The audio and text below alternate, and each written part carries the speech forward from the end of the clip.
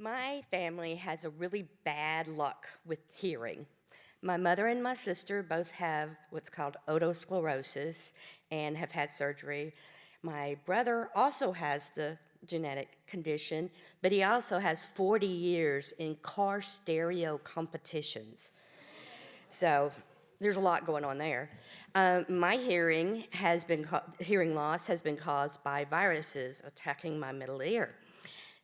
All of this to say, I thought I would be working with the deaf and hard of hearing as a career. It didn't turn out that way because I fell in love with librarianship.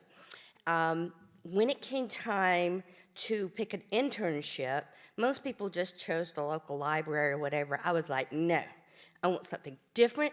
I want something far away.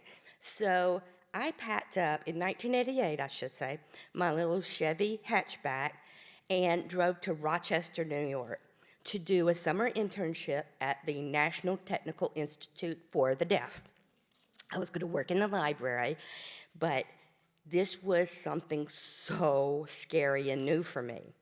I drove up there and fell in love with the city and the people, and got used to being a minority on campus.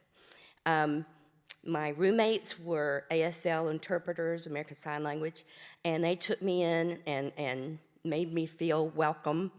And my department, the library, also welcomed me with a bagel schmear. Now, 1988, I think in North Alabama you could buy Linder's frozen bagels, and that was it. There was no, bagel shop on the corner.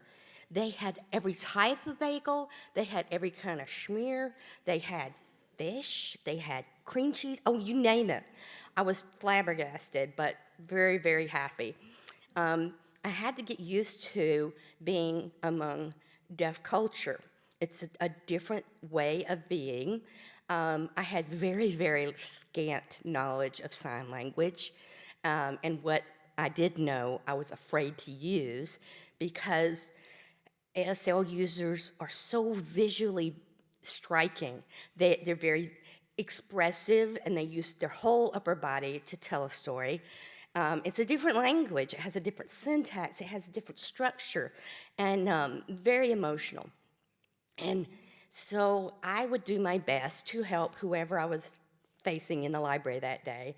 But there came a New York City, because a lot of the students were profoundly deaf. They came from New York City and Washington, D.C., because there's very large deaf communities there. And a New York City student told me that they couldn't read my lips because I spoke so slowly. Never heard that before. And bless his heart. So, I got along with everybody, and I told my roommates, I'm going to move here when I'm done. And they sat me down real quick. I said, you've spent a summer in Rochester, New York. You do not understand cold and winter until you spend Rochester, New York, cold and winter.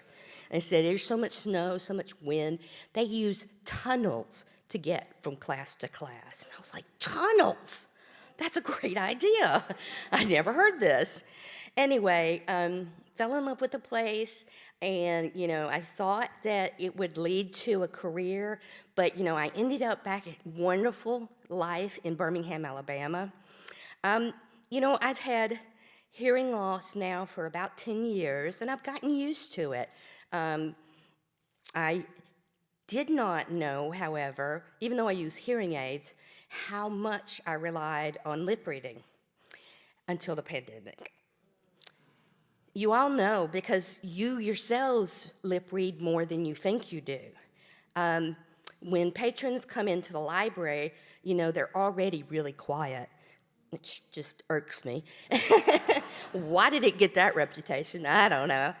Anyway, they would have the mask on and they would be far away from you, 6 feet by standards, and they would be like whispering through a mask. And thank God my coworkers were patient. The patrons were iffy patient, But I thought about those deaf students I worked with in NTID, how were they coping with regular people, out in the world with these masks and with just distance? It was, eye-opening to think about a deaf person who is trying to get along with the world, because they're always going to try to adapt to us normals, right? So it's really been a learning lesson, and I am so glad I had that experience. But, here's the Birmingham girl trying her best. So if you come up to me in the Hoover Library, speak up.